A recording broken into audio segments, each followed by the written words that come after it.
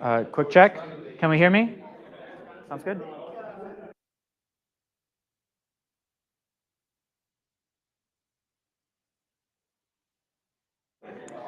Ladies and gentlemen, this evening's performance will begin in, well, about as long as it takes you to sit down.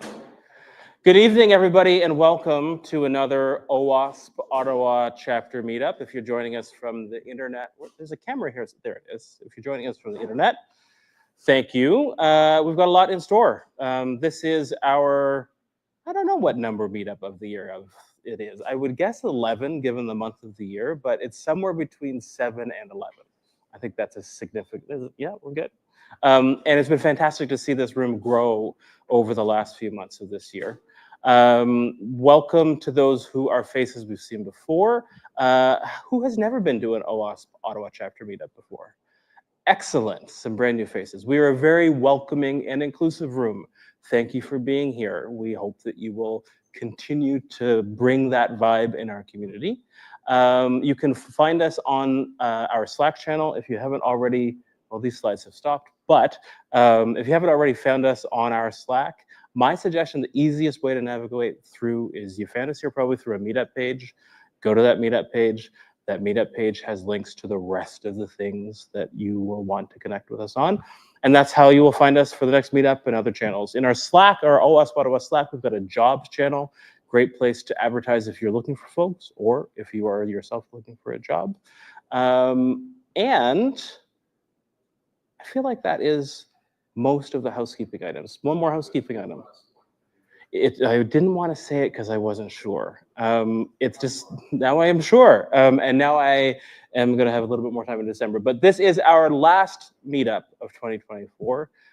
So perhaps let's take a moment and say thank you to all the organizers from this year. I'm going to, I know I'm self-congratulating myself, but we have an incredible group who have shown up all through the year to help make sure that this event happens, to make sure that there's a speaker or two to share some thoughts, to make sure that we've got pizza most weeks. And it's been great to be able to see all of you guys here. So let's take a minute and say thank you with our hands.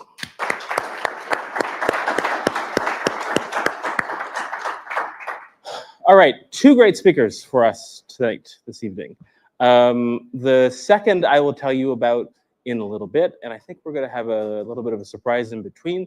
But first is one that I'm excited about because I have had some fantastic chats with our next speaker. The level of depth of knowledge this guy has is really cool.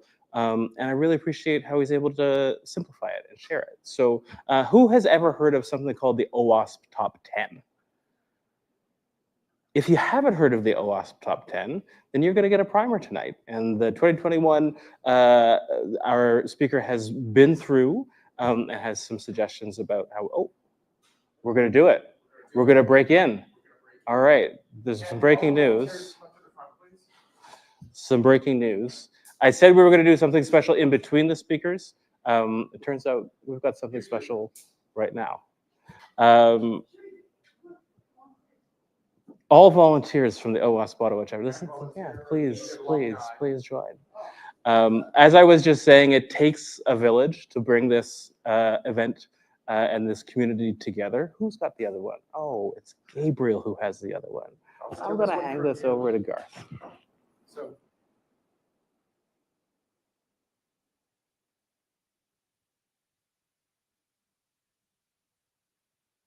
I first went to a meetup in the 2000s, and it was at Shopify in the market. And that's when I first met Sharif. And because I had small kids, I could go to meetups occasionally. But when I started to damage my kids' street cred, I had more time. And so about, I think even when I first met you, I had hair. But when I started to volunteer more often, Tanya and Sharif were the leads at that time, and this is the 2014-ish, about 10 years ago, and I got more involved. I saw the community Sharif built. And when I first met him, before that, he was kind of like the voice in the wilderness. And he kept at it and building the community to bring in other volunteers and build it to, where we're able to be where we are today. And so his commitment to community, his selflessness in terms of spending the time and sharing his time and knowledge, I want to honor. And so it's been a while since I've actually seen Sharif, and this has been happening. I've been waiting and waiting for the moment that, he walked through that door when he had time again to be able to honor him in a way that I thought was fitting. Also with the fact is that I've heard that, he's got this desk in his office that keeps levitating up to the ceiling. And so I wanted to kill two birds with one stone by presenting him with something. I'm going to have two hand problems here. Maybe actually, can I? And I'm going to try not to drop it because I've had this for quite some time. So I'm just going to read this. So OWASP Ottawa would like to recognize Sharif Kosa, chapter founder, for his leadership and dedication in creating an open and accessible community that empowers secure software through education, tools, and collaboration. Holy shit.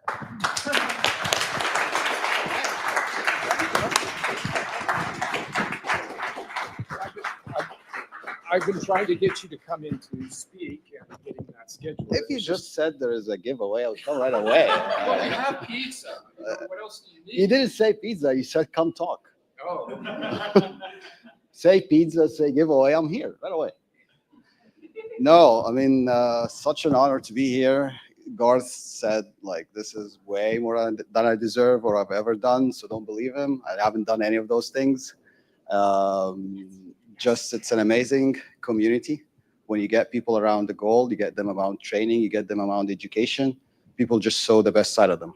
That's it. That's the trick to get people together. And these guys have been amazing, all of them. I know most of them. Yeah, half, right? I know Melody. Yeah, I know that guy. Way too much. We work together. Yeah, so, but thanks a lot. I did not expect that. I was just coming because I miss the community. I miss folks. I miss Garth. Tanya is in town. She lives in BC, if you don't know, so she doesn't come here often. So when she comes, I try to have as much time as possible. But yeah, thanks a lot. Appreciate it.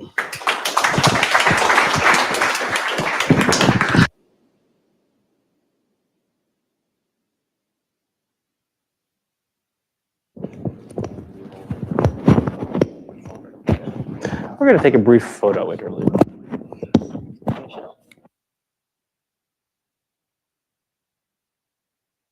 To our regularly scheduled program. A year in the making, folks, so thank you so much for taking a little bit of time. All right, so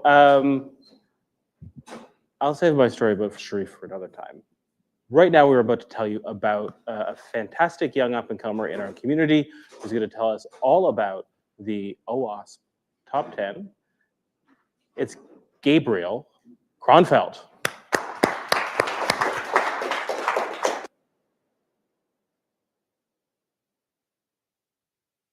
Hello, everyone. Can you hear me? Perfect. All right. So while I get myself set up here, I'd just like to get a quick show of hands. Who here is an experienced person in cybersecurity? 1, 2, 3. Okay, a couple. And who here has little to no experience in cybersecurity? All right, sounds good. We're all in the same group here. I'm going to give a presentation on the OWASP Top 10, which will be specifically targeted for novices. Hopefully, though, it will be a good a good overview for those of you who know what you're doing. All right. So first, I'd like to discuss the acronyms that we'll be using. OWASP, as is shown over here, is the Open Worldwide Application Security Project. It's our big open source club that we use to discuss things. SQL, the structured query language, will come up later. is a common database language. The more pedantic of us would say it's a family of languages, but we shouldn't worry about that. A VPS is a virtual private server. It's someone else's machine that we have our code on. An API is an application programming interface. It's some code that connects to other code. An OS is an operating system. You have your stuff on it most of the time. MFA is multi-factor authentication. I think that's what it is on the tin. And a URL, Uniform Resource Locator, is what you have up in your search bar when you're on Google. Okay, so what is the OWASP Top 10? To quote OWASP itself, it's a standard awareness document for developers and web app security, representing a broad consensus of the most critical security risks to web applications. So what I want to stress here is that it really is a list of the 10 most critical security vulnerabilities. And the order goes from most to least important, or most to least critical. I stress that many points on the list will have overlapping causes and effects. I suggest you keep an eye out for them and just try and put them together to see where the overlaps lie. Yes? So, you say it's the most critical security vulnerability. Correct. What makes you say it's the most critical? That is what OWASP says themselves. It is, it's more of a holistic combination that they use with a combination of data, survey information from their members, and yeah. It is not the most common, though. That said, most common, the commonality of it, or the frequency of these vulnerabilities, is correlated. Okay, so there are three main focuses where your vulnerabilities will lie, specifically in your code and your infrastructure, in other people's code that you'll be using, and in your client inputs. So again, please see which points kind of fit with which. So our first point, which is the most critical, will be broken access control. And simply, it's controlling what people can access, or the failure to be able to do that. And your access control is broken when they, clients, users, are able to see and do more than they should be allowed to. So failure can cause the disclosure of unauthorized information, or to perform an ability outside the user's limits. This includes, of course, modification, deletion, or doing any other kind of performance. So I have a few examples here of what broken access control can look like. At the most simple level, it's just navigating to the URL of an admin panel with no security checks. If you're able to see your index.html page when you're not on an intranet, or if you're able to access, say, a user's information without being logged in as that user, that's a form of broken access control. Another example of broken access would be having a completely open permissions on a script on your server, such as chmod 777. And then I have a small example broken access where you can navigate to my dev page on my website. There are a few ways to protect yourself, but the most common is to follow the principle of least privilege. Never assume that a client has permissions, and always use trusted APIs and code. Make sure that you disable your web server listings that aren't being used and that you don't want people to access. And of course, enforce record ownership. Don't assume a user has execute permissions just because they can read it.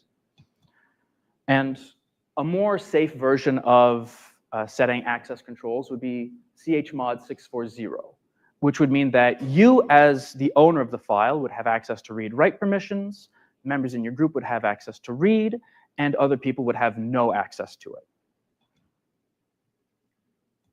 Next, we're moving to our second vulnerability, which is cryptographic failure, which I like to call sensitive data exposure. And what it says on the tin, it is the exposure of data. This can be personally identifiable information, passwords, emails, credit cards, you name it. This also includes information in transit. So if you're at a local cafe, this will come up frequently, and you're using an unencrypted network that can be read by other people. your information can be seen. And this, in my view, can also lead to broken access control. So many examples of this are uploading your API keys to GitHub. Don't do this. I'm sure all of us have had a friend who has accidentally put their Discord bot API key on GitHub way back in the day, and that's been compromised and have had foreign actors use it. Never use default keys. Don't use admin/admin when you're running any sort of server. Don't have password be your password. Okay. Sorry about that. When we're storing passwords, never store them as plain text, because if you ever do have a data breach, you're allowing vulnerabilities if an attacker gets that accessed. Even if you have a hash, which is a form of securing that information, then it can still be accessed if your attacker has access to a rainbow table, which is a collection of commonly hashed passwords. Sorry.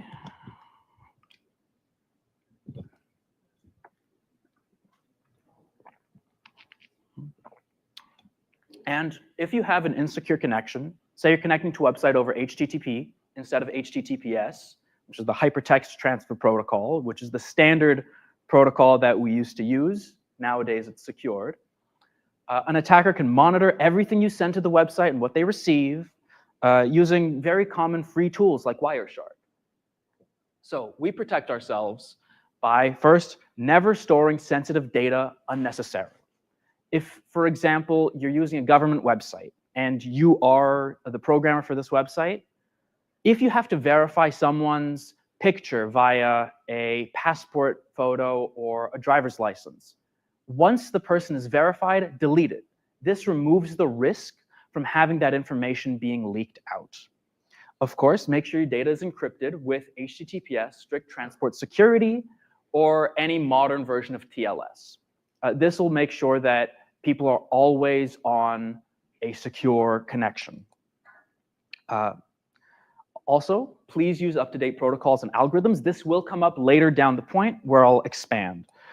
And of course, store passwords using proper modern hashing algorithms with a good salt. Finally, our third point will be data injection, which I'm going to specify only SQL injection in this presentation, but there are many forms of injection, including cross-site scripting or operating system command injection. But generally, it is the process of injecting commands into your system to get data. And this causes data leaks and modification of resources. Here's a famous comic that describes exactly what this is. To narrate it, hi, this is your son's school. We're having some computer trouble. Oh dear, did he break something? In a way. Did you really name your son Robert Drop Table Students? Oh, little Bobby Tables, we call him. Well, we've lost this year's student records. I hope you're happy. And I hope you've learned to sanitize your database inputs. This, I think, is one of the best examples for the layman of what SQL injection is. It's putting information that it imitates actual data and that will be read as a command by our database or system. So to quote the website bobbytables.com, how do we avoid it? Well, there is only one way to avoid Bobby Tables attacks: SQL injection.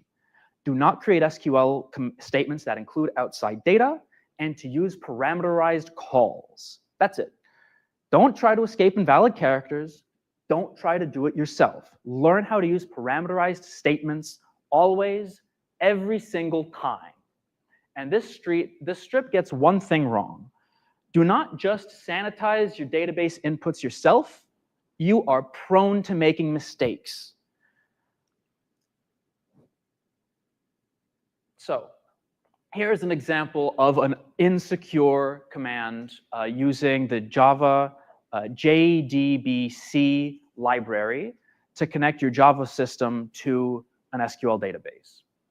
If you have a query that says select star from accounts, where your customer ID is whatever you get from your user, and you immediately execute that query, then you're open completely to any SQL injection, because it will treat the parameter that you pass in as a command if it sees it. An example here that I've added is union with a comment in it that will be cleaned out. Selects object, and where select has a null character that will be read by HTML as just a null. And this gets around any blacklists that you have when you're having a database sanitization or command sanitization. So here's a proper way to do this, where we'll actually get a parameter from the customer name. And then we use a prepared statement, which is Java's special term for a parameterized statement, where we will take what the customer gives us, what the client gives us from the client side, and we will treat that as a SQL content always. We're going to treat that as a string. We're never going to treat it as a command. So to be clear, use parameterized or prepared statements. Input sanitization is good, but it's better to use it with allow lists instead of deny lists. And use limit as well, just to make sure that if you ever do have a severe failure, you're not going to end up with all of your data spilled out. You can use the limit command to limit how much data is released. Yes? Sorry, how effective are ORMs in terms of mitigating injection? I have no clue. ORM? Yeah, object relational mapping is essentially a way of kind of writing database statements that is like whatever language you're coding in. So Python, Django, or JavaScript has things like Prisma, things of that nature. So there's really similar vein of technique is well efficient text. I'm sorry, but I can't give you an answer to that. I'm not familiar. And of course, when you're using these APIs to do this work for you, make sure that they're safe. Don't get them off of BitTorrent or any other unreliable source. Next, we'll be moving to our fourth point, which is insecure design. This is a much more holistic point. It's much more difficult to analyze specifically what it is, but it is a broad term encompassing different weaknesses. So an example of this would be a lack of business risk profiling, which could lead to internal company spying by giving employees access to too much permission. I was just at a meeting yesterday that discussed this with Microsoft Purview. It turns out that internal security breaches make up 20% of all security risks for companies.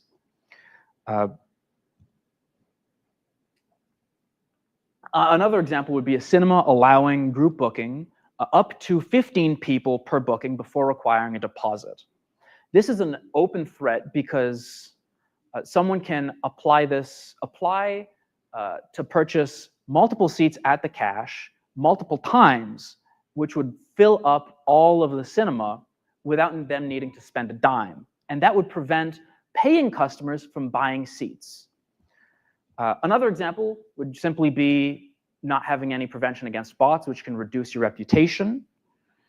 So what we can do during the design process is to take into account how exposed the app will be. Who's going to use it? What are the possible attack vectors? All of this can go into threat modeling that you can do in refinement sessions.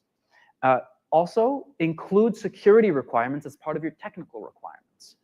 It might not be enough to just to consider what your software will do, but also how secure it will be. Always establish a secure dev lifecycle with application security professionals. And I have a little quote here that secure design is neither an add-on nor a tool that you can simply add to software. It is a core part of the design itself. Our fifth point is as holistic as point 4, which is security misconfiguration. When your configurations are wrong, you open yourself up to vulnerabilities. This has a lot of overlap with nearly every single point that we're going to cover on this list and have covered, for the record. So many examples are simply having your error handling be visible to customers. This includes stack traces, any error logs that you'll have. If you have unnecessary features such as dev pages that can be viewed by customers, this can be a form of broken access control. If you have test accounts that are open that have username test1 with password password1, that again is a form of a security misconfiguration. If you're using out-of-date software, that opens yourself up to possible attacks. Actually, I want to stress about this out-of-date software. Just 2 days ago, WordPress released a really simple, WordPress announced that they have a security vulnerability in their most popular plugin called Really Simple Security. So this happens, yeah, it happens all the time, and it's vulnerable both in the free and paid versions. So many other examples include a VPS coming with pre-installed vulnerabilities, like how I just mentioned, WordPress's Really Simple Security, any admin consoles with default passwords. Again, I really want to stress, don't have password or admin be your login credentials. Don't hide your sensitive files outside of Git ignore. Frankly, don't push anything sensitive to Git. Keep it on a closed system. Don't have your directory listings visible. So what can you do to protect yourself? Have repeatable security hardening. Every quarter or so, you can have an automated resource to review your configurations, make sure that nothing is out of date, and verify that what's on the website belongs on the website. Our next point, similar, is vulnerable and outdated components. So you are likely vulnerable when you don't know what you're using. If you're not following what components make up your stack, if you don't scan for vulnerabilities, then you are open to possible attacks that already exist through that software. And an example would be the Log4j zero-day vulnerability. This was a really popular vulnerability that came up a few years ago because of Minecraft, where Minecraft servers would run a Log4j, and someone discovered that you could have arbitrary command execution running through this on any Minecraft server. So how do we protect ourselves? Well, we can make sure that we remove unused dependencies. In other words, we minimize our project. We can keep an inventory of all our components using a few other sources, such as retire.js or the OWASP dependency check. Sounds good. Our seventh point will be identification and authentication failures. So it's the failure to properly confirm a user's identity, and the failure can cause credential stuffing, brute force attacks, session identifier exposure, really having passwords be cracked. It's not just on your consumer's onus to protect their password. As developers, we have responsibility ourselves to make sure that they can't be abused either. So what we can do is make sure that we invalidate our session IDs. If we don't, then an attacker can use an open network that sees it to pretend to be a customer that we have. For example, let's say our customer is at a cafe using an unsecured network, and someone's just sniffing around, and they see what the session ID is. They would be able to copy that session ID if we don't invalidate it after logout, and our server could assume that it's the same person. Another common attack is credential stuffing or a brute force attack on passwords. The way that we can prevent these attacks is by implementing multi-factor authentication to make sure that when a consumer is logging in from a point that they're not typically logging in from, or on an unsecured network, that we ask their trusted devices. We'll never deploy with default credentials. Again, don't use password for password. And we can limit and delay failed login attempts. If you log in 3 or 4 times unsuccessfully, we should always make sure that we break the connection for at least a period of time, or ask them to confirm via email. This will prevent brute force attacks from stuffing thousands of common passwords into our system just to see if one of them works. And of course, everyone hates this, but it's helpful. Implement weak password checks. There is a reason why people ask to have a password be 8 characters long with some of this and some of that. If you just allow some passwords that exist on a standard password table, say QWERTY, or if you allow people to put in just 1, 2, 3, 4 as their password, that really opens themselves up and you up to vulnerabilities. Next, we're going to move to our software and integrity failures. So that's the use of unverified, untrusted, or vulnerable external components. In other words, this can be compromised third-party software that you use in your system. So this opens yourself up to multiple attack vectors that you won't be aware of, and it can add backdoors. What I would like to talk about specifically is SolarWinds Orion. Back in 2021, SolarWinds had an attack committed by them by a foreign state company or organization called Nobelium. And as far as I know, no one's completely sure how they managed to perform this, but they managed to insert malicious code into the SolarWinds Orion software, which SolarWinds then deployed to all of its consumers. Unfortunately, while it deployed this, it included Nobelium's backdoor, which exposed all of SolarWinds' customers' security information to Nobelium. On top of that, every now and then, some organizations will try to inject malicious code into very common open source softwares, such as the University of Minnesota Linux incident. Back in 2021, roughly, the University of Minnesota allegedly just tried to test how well software could be prevented from being entered into the Linux core repository, but they were luckily caught, and now the entire university is banned from contributing to that project. A more low-level example of this vulnerability would be unsigned updates for set-top boxes. What we do to protect ourselves is that we can add a signing to verify that the software we're giving to a machine is legitimate. But many set-top boxes, such as for Rogers, Bell, don't check this. And this is becoming a more common target that attackers can use to get access to these machines. So we can make sure that we're using software from verified sources. A classic example of making sure that we don't download poor software is the Linkin Park num mp3.exe file off of LimeWire. Make sure that when you're downloading something, it's of the proper file type, that it's properly signed, and we can check that the SHA-SUM of the file matches what we're given by the official source, using the command SHA-SUM of the file that we get.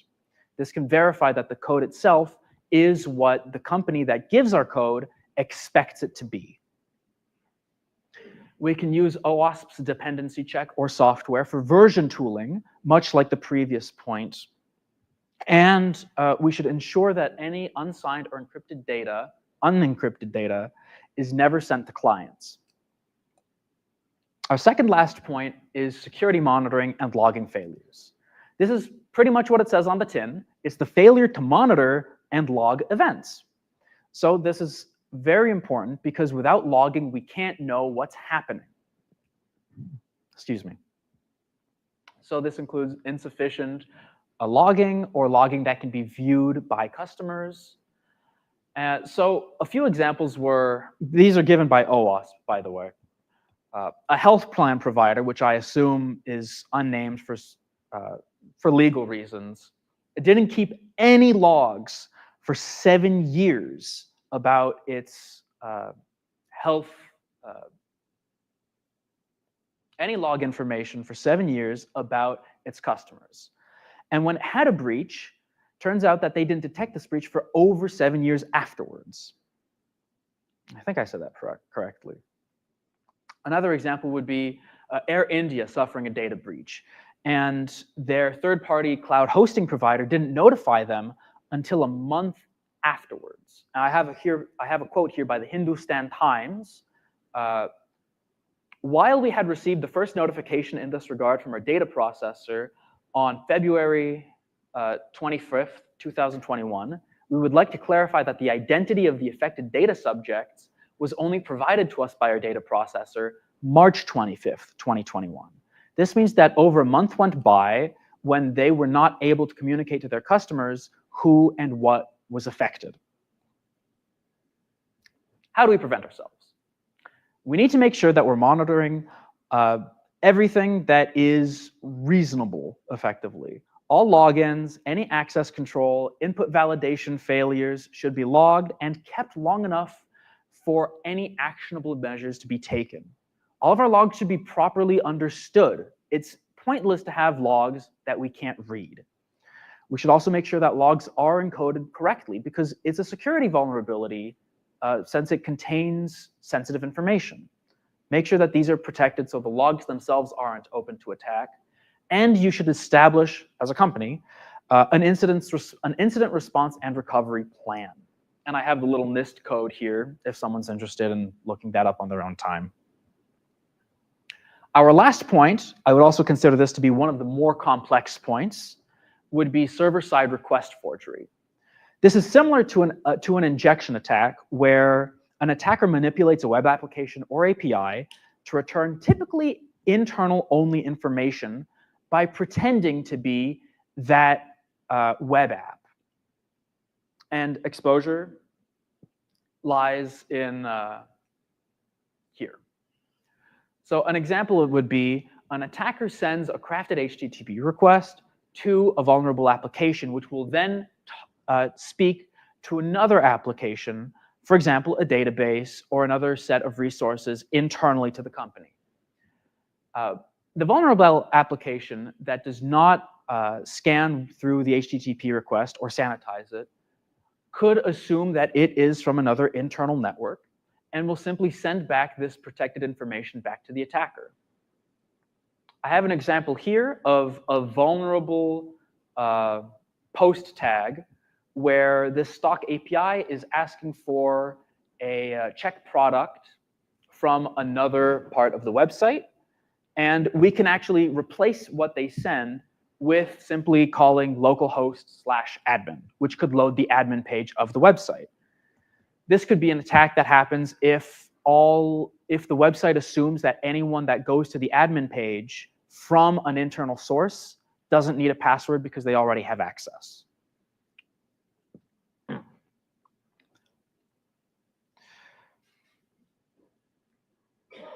How do we protect ourselves from server-side request forgery? Well, we should sanitize and validate all client-supplied inputs. Similarly to injection, make sure that you're using an allow list and never send raw responses to clients.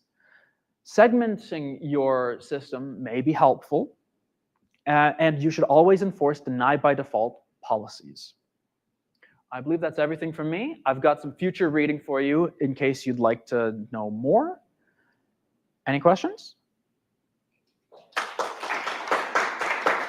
Yes. Okay. One question. Yeah, sorry. The points, 26 and 23, they actually look fairly similar. Very good. Yes. So, like, one of those is more about outdated components, and the other one is like intangible components. Is that like the distinction? It's very similar. Yes. So you can have an outdated component that has a known vulnerability for it. For example, SSL 1.0 nowadays is considered an insecure method of communicating over the internet. And we're suggested that we only use TLS. If you're using OpenSSL, despite the name being SSL, they actually run TLS. That's an example of a vulnerability that comes from an outdated component, while having software and integrity failures really comes from third-party software that should be up to date but is compromised. Any other questions? I'll start one at the back.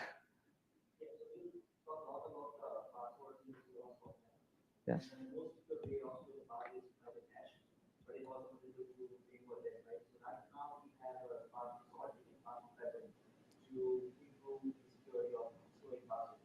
Okay.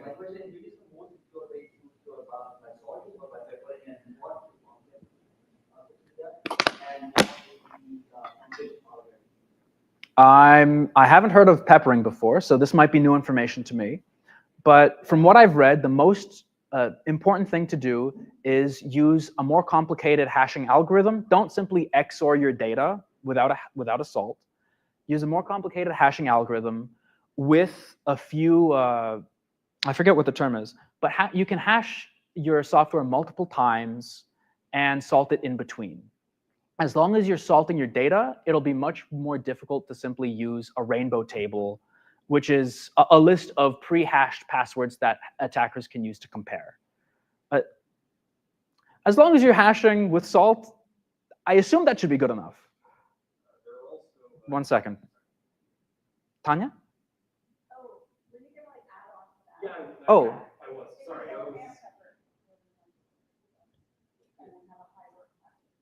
Thank you. Work fact. That's good.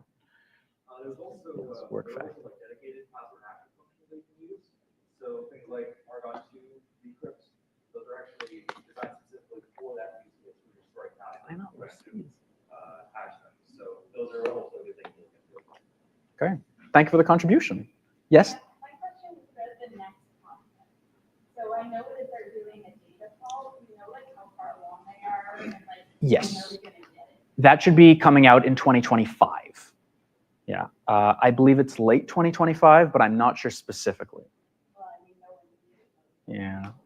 It's just like I was like, hey. Soon. Soonish. Maybe. I think that's everything. Any last questions? Which one's your favorite? Which one's my favorite? Broken access control. It's easy. All right. Thank you very much. Gabriel, everyone.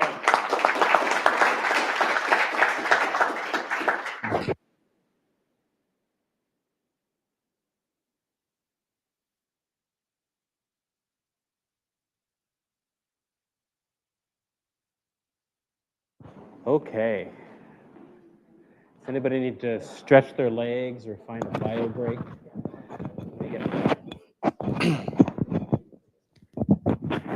Apologies to the here. Let me fix for you who have ears on the internet. Let me fix this.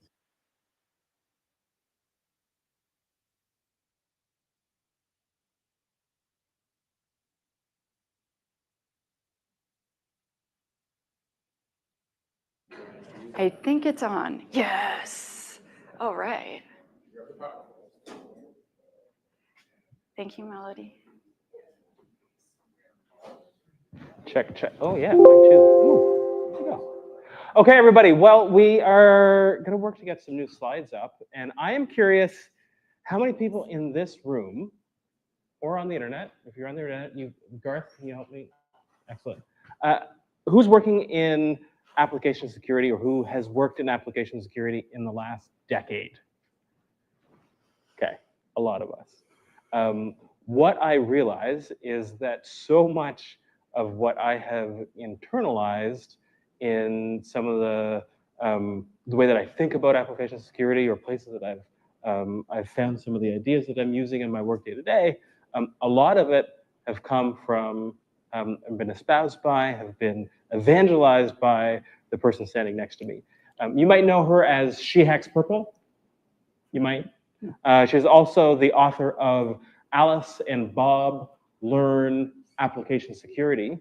And if you didn't know, she is also the author of Alice and Bob Learn secure coding. Learn Secure Coding, which is coming out in February of 2025. So, very exciting stuff. And as you heard earlier today, she was also a chapter lead here at OWASP Ottawa a few years ago. She's now headed out to the West Coast where it's a little bit warmer sometimes and a little bit wetter most of the time. But she's been kind enough to grace us here this week. You will also catch her, I think, this week, not too far from here at another great event for the Ottawa security community, which is B-Sides Ottawa. Coming up 2 days this week. I don't have the days in front of me, but you all have the internet, so you'll find it. I don't want to, it is tomorrow? It is tomorrow. Tomorrow and I don't know what Thursday. day of the week Thursday, it is. I have Friday. 2 kids. Okay, it is Today's Thursday, Wednesday. Friday.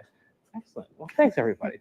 All right, so without further ado, Tanya is going to give us a fantastic rundown that I don't know when she's opened her mouth and I haven't learned something. So I'm going to shut up and let you all have a fantastic. Oh. Yes, I will move the sign so you can see the screen. Excellent. Is that better? A little bit. Excellent. Okay.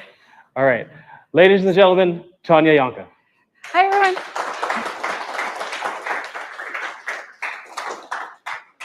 Hi, so I'm Tanya, and I'm from Ottawa. And I wanted to talk about DevSecOps worst practices. So first of all, who knows what DevSecOps is? Because I'm very happy to define it, but I don't want to be patronizing. So there weren't all the hands. So DevOps is one of the methodologies, but the best one, to build software, in my opinion. I love DevOps, and it's a very big change from when we did waterfall or agile. It's a whole cultural change. We use different tools, we use different processes, we release way more often, and in my opinion, we tend to release much more reliable software. And so DevSecOps, in my opinion, and you can totally argue with me during question period about it. I'm so open to technical arguments. But to me, that's the part the security person does. So that's me, the AppSec nerd, trying to adjust the way I work. So I work super nicely throughout what the nice DevOps folks are doing. So I'm weaving security through their awesome processes. I'm adding cool stuff to their pipeline. I am not a giant pain in the ass, and I am helping them create more secure software, not just reliable, but awesome and safe for everyone to use. And so this talk came about because I've been consulting part-time at this American company called IANS Research since 2018. And I do these calls every week, sometimes a bunch of times per week with big AppSec companies, like all the companies that you know the name of. And one of them was like, hey, you know, you helped us make this program. That's really great. It's going well. Can you make us a list of what not to do? Because we would like to not F this up. And so I went through all my notes and I came up with these 15 things. Because when you work with companies and you get to check in with them for years at a time, you see what works and what doesn't work. And I was like, I need to share. Well, basically I made it for them. They're like, you're gonna do a talk, right? I'm like, oh yeah, I should. I spent so many hours making the silly list for them. They're like, you should tell more than just us. I'm like, okay. So I'm pressing buttons and I wanna know which button to press. It's on, so that's very promising. So close. Am I pressing the right button? Well, for now, if you could work on this, I will, oh, is something happened? Oh, it says protected view updates available. Be careful, enable editing. So how about you enable editing? I don't think we need that. So how, yeah, enable and then X that other one. X that other one, let's see what happens. We could use my laptop. I know. They're like, FYI, you're using the wrong operating system and we object and we're going to protect you by making it not work. Do we want to use my laptop? So from current slide, click in that, slideshow, resume slideshow. And this is definitely plugged in to the right place. This is one you gave me. Oh, no, I did not give that to you. That is not mine. No. Oh. About 6 years ago. Oh, okay, yes. Oh, yeah, okay. Well, while we're waiting, let me, I feel like I had a good story for you, but then I'm like, I'm giving a lot away. Well, is it okay if we use my laptop? Or is that gonna mess up all the streams? Should I get it? Also, are we sure? So it's definitely not the clicker and it's definitely the computer.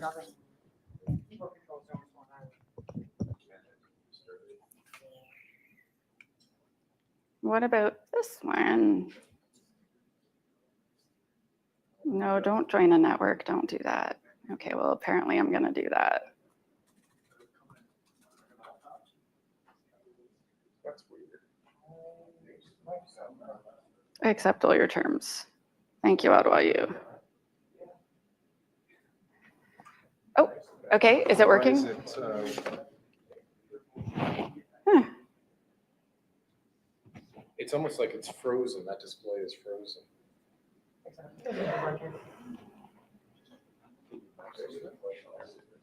What is that? Okay, well, while we're waiting, I'm going to tell you a funny story because it's just awkward to stand here and not talk. So I have a fiance, and when I first started dating him, my mom was trying to get to know him, and she was like, I want to buy a camera, and you're a photographer. Can you help me choose a camera? So he helps her choose a camera, and she starts taking pictures and sending them to him. And so I don't know how many of you have like done the engaged thing, but your parents are like, is this guy any good? And they want to like check them out, right? And so my mom sends him this picture, and he just gets weird for a few days, and I don't know what's going on. And my mom's like, I texted him, and he didn't text me back. And so I'm like, hey, my mom's just wondering what's going on. And he's like, does your mom have your sense of humor or someone else's sense of humor? And I'm like, and it's not the same as mine. And he's like, is it possible your mom's trolling me? And so my mom had sent him a picture of a wolf taking a poop. And he said, she just said, what do you think? And he's like, couldn't tell if she's like making fun of him or not. And I'm like, Mom, why'd you send him that? And she's like, oh my gosh, I didn't realize that's what the wolf was doing. I sent that to your grandma. And so now every year my best friend buys her a calendar for Christmas of animals pooping. And that's how you find love, folks. I'm like, no, my mom is not trolling you. Well, that would be a really good troll. Yeah, fun times. Was it at least like a decently done photo? Yeah, it was really nice, totally, and you could see all of the happenings. And my grandma was like, why would your mom send me this? My mom's like, I took a whole bunch of photos and I just looked at the wolf's face and thought it was really great. I didn't notice what his back end was doing. Oh, Mom. Yeah. Okay. So I've let the hackers onto my work computer without supervision. It's going great. Tanya, I wonder, was this all a ruse? Yes. We're taking down the University of Ottawa here tonight. Right? Okay, this is one of the worst practices, ladies and gentlemen. Oh my gosh. While we're vaping here, I think Garth's going to be another bit or two. Tell me a little bit about when you come back to Ottawa, you come back to this community. You've spent a lot of time starting to build here, and then you kind of spread your wings and you went abroad. What does it mean to come home? Why did you say yes to come and see us? So I really like Ottawa. To be quite honest, when Jarrett called me, he's like, the guy that runs B-Sides Ottawa, he's like, so I realize I'm asking way too late and you're probably totally busy, but do you want to come speak at B-Sides Ottawa? And I was like, yes, my parents live there. My bestie lives there. Like most of my friends live here. Yeah, I definitely want to go. I'm like, OWASP is there. Maybe they'll have me. This is awesome. How are we doing? Yeah, my clicker works on my laptop. Here's the laptop, all the sharing. Awesome. So, Thank you for trusting Microsoft. Well, the show must go on, and big round of applause for Mel and for Garth for changing the wheels on the That's what plane they while it's in the air. always That's how it goes, right? all right, And we're back. again, yay! Okay, so take two. Okay, so what are we going to talk about today? We're going to talk about DevSecOps. We're going to talk about tried, tested, and absolutely totally failed approaches. And then we're going to talk about how and why to avoid these problems, because I feel like knowing why is really important. I have stepkids now, and you better believe it. every single day. Why do I have to brush my teeth? And let's go. Okay, so who am I? So I'm Tanya. I'm head of community at SEMREP. They bought my little tiny training company last year, and I like that they did that.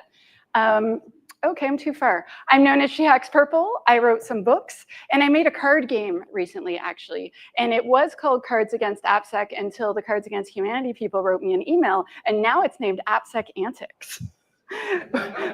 But a copy of the original game is in Garth's hands, and so you should totally play that before. It's very funny. I briefly did comedy, and so I think I'm funny. And there are at least 2 other people that agree. I've worked in tech a long time. I started some things. I give some advice. I do some research, and that is enough about me. This is called resting AppSec face. This is the face I make where I'm like, you have done what now? And this face is because, this time is because I feel like, so I work at a vendor now. I am vendor scum. So I feel a little hypocritical saying this, but I feel like a lot of marketing teams tell us, if you buy our tool, you put it in your pipeline, all your code will magically be safe and secure. And I am here to tell you that even though I work at a place that sells fantastic tools, that's not true. There's a lot more work we have to do than just that. And so I get really frustrated with marketing teams that are like embellishing, lying, such that then there's false expectations. And so then we stumble over things because we have not been set up for success. So I'm gonna try to set everyone up for success today. Yes, my definition of DevSecOps is, okay, I clearly can't stand that far away. I have to stand on this side. Does this have to be here? I enjoy moving around a lot. An AppSec person who works in a DevOps shop and works with the DevOps folks. If they work against the DevOps folks, I don't call it DevSecOps. There's a different word, but it's rude and I won't say it. A more common definition of DevSecOps is the AppSec person who plays with all the tools. So I've been that guy before, and it's a super fun job. Like, to be quite blunt, it's super fun. You own all the tooling in the CI, you automate things all the time, you're constantly tuning and tinkering with things, and it's pretty fun. Okay, DevSecOps isn't easy. Sometimes it goes really poorly. And a lot of people don't share why. In our industry, we are taught to keep secrets. We are not supposed to, literally just 5 seconds ago, he was telling us don't put sensitive data all over the internet. You gotta encrypt it, you gotta keep it a secret, and we should. But we're not good at sharing when we should share. And a lot of us don't share. Sorry, did I do something? Oh, thanks. Tripping hazard, safety, see, security. But if you learn one thing, or you take away one thing from today, from this presentation specifically, I'd really like it if you started to share lessons learned, not breaking NDAs, not trying to get anyone in trouble, but if you have learned a lesson the hard way and you are able to share that lesson, please do. Because I am made out of non-disclosure agreements. I have signed so many in all the weird jobs I've had. And so the reason I'm able to give this talk is because it's anonymized across around 400 companies. And it's very frustrating to me that so many of us aren't allowed to speak about our work. So if you can, please do. Okay, and now, number 1 of 15, the boy that cried wolf. I have discovered that I'm older than I think, and a lot of people don't know this story. And so the idea of the boy that cried wolf is there's a little boy in a village and he runs in and he screams, oh, there's a wolf. And so everyone runs and hides. And then eventually they figure out there is no wolf and he laughs at them. He is a jerk little boy. And then he does this again and again, and eventually no one believes him. One day an actual wolf comes, an actual real big serious danger comes, and he yells, there's a wolf for real this time. And no one believes him. And then the wolf hurts everyone. When we put tools into the CI/CD that are full of false positives, we are that little boy crying wolf and sounding the alarm. It is an emergency. I am pulling the and-on cord on the assembly line. I'm stopping everything. Because there's and then it's like, oh, actually, it's a false positive. If you do that a bunch of times, first of all your devs are going to turn off your tools, and they're not going to like you, and you're not going to get to go to parties. Dev parties are the best. But seriously, I've been at places, like the first place that I got hired, like where my job was DevOps, I was like, this is awesome. I remember the guy was like proudly telling me, he's like, yeah, we have a stack analysis tool and it runs in every build. And if there's a medium bug or above, it breaks the build and it stops. And I never let anything go to prod above low and this and that. I'm like, oh my God, this is awesome. Show me. And he shows me and it's turned off. And I was like, oh, well, that's a fluke. Show me another one. And it's disabled. And then he shows me another one and it's only in alerting mode. It's not blocking. Then he shows me another one and it's uninstalled. And every single instance had been turned off behind his back because it was just false positives all day long. So how do we fix this? We test our tools to see if it gives false positives. And if it does, you have two choices. One, you tune the tool and you suppress those false positives. And sometimes that's an option, right? If there's one or two, you can totally do that. And as you roll out, you're very careful to make sure you're suppressing those. As soon as someone finds one, you suppress it again. You can do that. It's a little bit whack-a-mole, but you can if there's just a few. But if there's a lot, you don't put it in the CI. You run it overnight. You schedule it once a month. You run it manually if you really don't like yourself. There's many choices, but you don't run it in the CI and break builds all day long. You could run it in the CI and have it only on alerting mode so that you're not stopping anyone. And then you go and look at those results and then you figure out what's actually worth showing someone. But it's really important we aren't the boy that cries wolf, because every time we do this, we upset a lot of people, we waste a lot of people's time, but we break trust. And DevOps is a very high trust environment type of process culture thing. And so you are like, what is the expression, like how to make friends and influence people? It's like more like how to lose all your friends and not influence people. It's like the opposite. It's very bad. And so the next one, there we go, is untested tools, which you're like, that sounds like the first one, but no. So developers test and test and test. Like I know that they're not on the QA team, but they actually test things a lot before they show their peers, before they check their code in. They're running localhost, they're playing with things. They're like, why is it doing that? They look at the compiler warnings and errors, and maybe they have other tests they run, and then eventually they're like, this is pretty good. I'm going to show it to someone else. And maybe they put it on the dev server, or they start running it through the CI, and they start doing things, and then eventually, by the time it gets out, so many people have tested this thing. We need to test our tools just like they do. We need to test our tools so that they don't run forever. We need to run like tests that it actually works. I have seen security tools that just don't work. I've seen ones where there's false positives. I've seen ones where it runs and then the report, you can't export it. And so it's just like in and you can't copy it. And I'm like taking a screenshot of this stupid thing. So you need to test that it works. It needs to work for you and your team. It needs to have good results, so accurate results. It needs to run pretty darn fast if you're going to be putting in a CI. It should work with your developers' tools. So ideally, there's an IDE plugin or an API that they can call. There's lots of different things you want to do to make sure it works for the whole team, not just your part.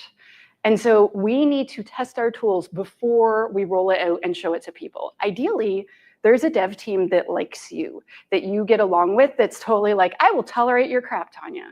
And I'm like, can I copy your pipeline? And I literally copy it. I remove all the releasing, so I'm not releasing their code without them. That's not cool. And then I just put my tools in there, and at first they suck. And then I play with them, and I play with them, and I tune them, and then eventually I'm like, this is cool, I'm gonna show them, or I'm like, this is embarrassing, I cannot make this thing do what I want. And then I run it overnight or whatever I do as a compromise. So we need to test just like they test. Very important. Okay. Artificial gates. This is a really hard to explain one. So basically, there are a lot of security folks that are used to waterfall. And I was used to waterfall. I did waterfall a long time. I graduated high school in '99. I went to college, or no, I went to college in the 90s. It was before '99. So it's been a while. And when I started moving towards DevOps, I'm like, gosh, this is fast. And so some security folks, even though everyone's agreed that you're going to use the CI, and everyone's agreed that, you know, if it passes all the tests, we're going to let it go out to prod, This person in their heart does not agree. And so they mess with the CI to make it break when it's not supposed to, so that you have to come talk to them so that you slow down. This sucks. This means, so this is, instead of creating a policy for a gating process, they've built their own gating process. And so they've decided everyone else can wait on them. And this, the only solution to this is uncomfortable conversations. This is a human problem, not a technical problem. And it takes a while when I've worked places to see, wait a minute, it broke again there, and it should not have broken there. And we agreed that that setting was going to change, but now it's back. And there's no other, and they're like, oh, well, now we can have a meeting about this. And then you have to talk about it. And I know talking to people is not exactly our industry specialty. I know a lot of us are very introverted. Clearly, I'm not one of them, but I know that like very large, more than 50% of us are introverted, but this is why we get paid the big bucks, because sometimes we have to have a difficult conversation, and it always sucks. I don't have advice of how to make it not suck, just to be clear. You're making this face, yes? I have a question. How intentional is this? Like, in your experiences, like people do it intentionally, or sometimes they feel that this is something right and they end up defending it because they think it's right for the. So the times that I've seen it, they think it's right. And they're like, kind of like, I want to die on this hill. And you all are doing it wrong. You're creating too much risk, and I don't accept this. And it's like, are you accepting this risk on behalf of your organization? No, the CIO is. Well, that person has agreed that it is acceptable. And like, either you got to go work somewhere else, or like, this is the deal now, buddy. I had a friend who was telling me, and she literally was like, I want to grab them and stop them. I wish that she was saying, I wish I knew how to break the build on purpose to stop them. Like, I'm so stressed. And I remember saying like, well, we need to switch the way you do security so it works like that. Like, we need to be there much earlier so you're getting the results you want. So you've run lots of tests before you even get into the CI. And we changed their program a lot, right? Like, we don't just all of a sudden we're going to the CI and there's 2 tests and that's it. And you go to, like, if you do that, you're going to have some bad times, right? But when I've run into it, it turns out it was on purpose. But I bet there are people doing it and not realizing they're doing it. You're making a face. Yeah, it's just. Who would do such a thing? I've seen it over and over. It's just incredibly. Yes, yes. Well, they think they're saving everyone. They think they're saving everyone and that they're right. Well, wait till you see number, I think it's 12. I'll show the next one, or I'll tell you the one that is the most arrogant one. Missing test results. So this is a weird one. So when the CI runs, sometimes it'll be like, oh, there's an error and the build broke, or there's an error. There's like a bunch of alerts, and it'll say, this test failed. And I'm like, cool, like why? And if it's a dev tool, it just tells you the answer. But some security tools are like, no, I'm not going to tell you here. I'm going to make you remote desktop onto another server and then jump off that server, remote desktop to another server. Then you're going to log in with MFA to something that switches your password every 90 days. And then you finally get in, and then all the test results that have ever happened are there, and you go and dig for your one build. And you spend like 4 hours trying to get that bug. And that's what I call missing test results. They're not in a convenient location where you want to get them so you can do your work and fix the problem. And I think the fix is obvious. I feel that all the bugs should be in the same place. I feel like security bugs are just like a special category of problems with your software, and all the problems could go together, and then you are more likely to get your bugs fixed if it's where the devs look for their work, right? And I have fought this battle over and over again and lost it many times because they're like, oh, if the devs know about all our bugs, they'll hack us. I'm like, dude, they can hack you anytime they want to. They're all little hackers. Just no one tells them that. They're like, oh, I made a workaround. I'm like, that's an exploit. They're very powerful. And if a dev is your enemy, you are already in trouble. And so I feel that giving them the results, and I've seen it over and over, just more bugs get fixed. And so the more convenient we make it, the more bugs they'll fix for us, and then the lower the risk, right? So I feel it is a win, and I'm, again, totally happy to have you argue with me later. Yes? So that was done on purpose, not because the tool was badly The one I was telling you about is just like a piece of crap tool that I don't like. But a lot of them, it's by design. Lots of like first generation stack analysis tools, dynamic scanners, et cetera. Like they're like, here's a PDF that you have to log into the server to go get. And we're not going to like send the results to the CI so that you can just see it right there with your eyes, which is where you want to see it. If the tool doesn't work like that, you could do something like an ASPM, an Application Security Posture Management tool. And there's a free one, and there's a sticker back there for it from OWASP called OWASP Defect Dojo. And it'll just suck up all the results of all your tools and then show you a beautiful dashboard. And that's pretty nifty, in my opinion. It's a great place to look at bugs. Number 5 is runaway tests. So these are tests that run like for frickin' ever. And so if we test our stuff, this will help, but also we need to configure our stuff a little differently. So back to static analysis. So like I work at a stack analysis company, and then I hate on stack analysis a lot. Why do they hire me? I don't know. But first generation, which we're not, is especially bad for taking like hours. So the first time I ran a stack analysis tool, well, actually, I hired a consultant to run it on my team's code because I was a masochist. And we started it Monday, and then the guy came in Tuesday, and it had crashed. So we ran it again, and he came Wednesday, it was not done, and then he came Thursday, and Thursday afternoon, it was finished. Can you imagine like a dev tool that would take 2 full business days to run?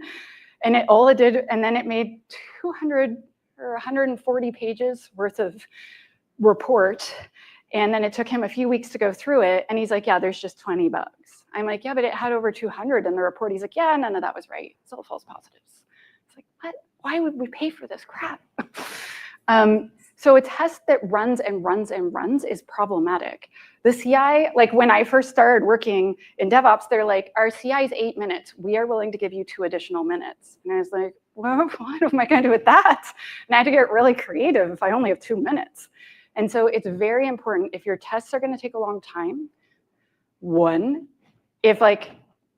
so like let's say it's going to take 8 hours, and you're like, oh, I can make it really fast to 6 hours. Do not put in your CI. Just stop, full stop, do it outside. But if you're like, oh, right now it's taking 16 minutes, and I need it to take 4 minutes, you can do that. You can play with it. You can remove some tests you don't think are important. You can reduce scope. There's lots of things you can do so that it does work for you. But it's super important your tests don't run forever. And a thing you should watch out for is a dynamic scanner that is like spidering or cataloging all of your pages. That will always take forever. You don't want to do that. And another thing you want to watch out for is specifically static analysis tools that they just scan the new code that you just checked in each time. So they're like, this is the change. And then every 7th time, they're like, I'm going to scan your entire code base, and I'll be back tomorrow. And like a lot of them have that setting where every 7th time they run the whole code base. So check that if you have one.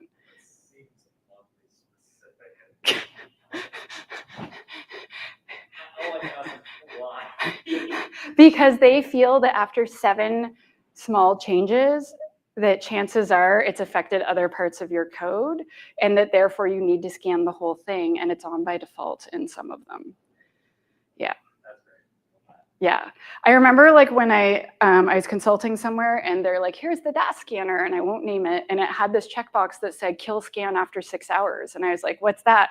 I check that box every day of my contract. I was like, oh my gosh, apparently 10 hours is not enough for that DAS, and I'm like, this app barely even does anything. Yes. We also don't want to use up all the resources so no one else can do anything. So no one else can run the CI, no one else can do tests. Like, if you're testing against a server, no one can use that server. Like, we're being kind of selfish. Okay, impossible service level agreements. You're gonna love this one. So this tends to happen with people that have done AppSec a lot longer than me. So I am on year 10 or 11 now. And people that have been doing it a really long time, so a service level agreement is usually like, we don't let highs and critical vulnerabilities go to production if our scanners find one. We fix it before it goes out. And we're working on this backlog of whatever. And that is common. right? Or maybe medium and above, we don't let go out, or we threat model and we decide whatever. But I've worked with a bunch of companies where there's someone and you have an app that already has a whole ton of bugs because it's old. Let's say the app is 10, 15 years old. There's tons of bugs in there. You scan it for the first time, it has a trillion things wrong with it. And then I fix some, or the dev team fixed some, right? So let's say you have 20 bugs. So this specific conversation happened a bunch of times with the same employee. And basically I was like, so the app has 20 criticals, critical high vulnerabilities, whatever. This app called it critical high. Anyway, it doesn't matter. And so we fixed 3. And I was like, cool, gonna go to prod. And he stopped it. And he's like, I'm not approving that. I'm not letting you put 17 critical vulnerabilities into prod. I'm like, I'm not putting 17 in, there's 20. I'm removing 3. And he's like, criticals don't go to prod on my watch. And I was like, they're already in prod. I'm removing some. And he's like, Tanya, you have such low standards. And him and I battled the whole time I was there. I ended up quitting and I hired my friend to replace me. And I pushed lots of things through. And she told me one day she did a search and she found over 100 bug fixes that were high and critical that I had done that he had blocked from merging. And she had over 100 too. And she found tons of them. And she resigned when she did this search. And she invited me over for a bottle of wine. And like, this is an impossible service level agreement. He's like, I won't let you release till prod again until you fix all 20. And I'm like, but the dev team doesn't have time for that. This could take, that could take a year. They don't have cycles for this. I'd rather have 3 of the 20 fixed than none. And he's like, your standards are not high enough. And I was like, you are making things more insecure. And I've run into this a bunch of times. And so what I suggest to fix this is have a double service level agreement. So you have one for pre-existing bugs, for your technical security debt, and you chip away at it. And so maybe you're like, we are all gonna fix 10 of those a month. And that is your SLA, right? And then once those are done, then you fix 10 highs a month or whatever you feel is reasonable. But then for every single new type of bug, your CI breaks on medium. Medium, high, and above, we're like, no new terrible stuff goes to prod. That is what I try to suggest when I work places, and usually they say yes. And I'm telling you my side of this story. So it's very biased, but to me it seems really obvious. I am not adding 17 bugs to prod, they're already there. I'm removing 3. But anyway, this makes sense. Yes, arrogance. Untrained staff. So who here works in the federal government? I worked in the federal government for 13.5 years. When we moved to the cloud, they're like, we're gonna give you no training. And then we moved to the cloud and then errors happened. And then they're like, our staff are so stupid. We just gave them completely different jobs and no training, and then they made errors. And I was like, what?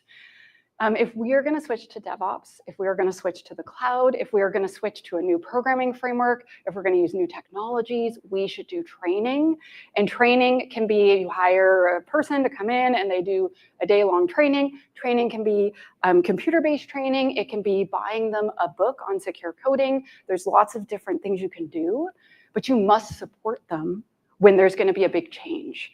And like, I remember in the government, I was like, when are we going to get training on this? And they're like, oh, about that.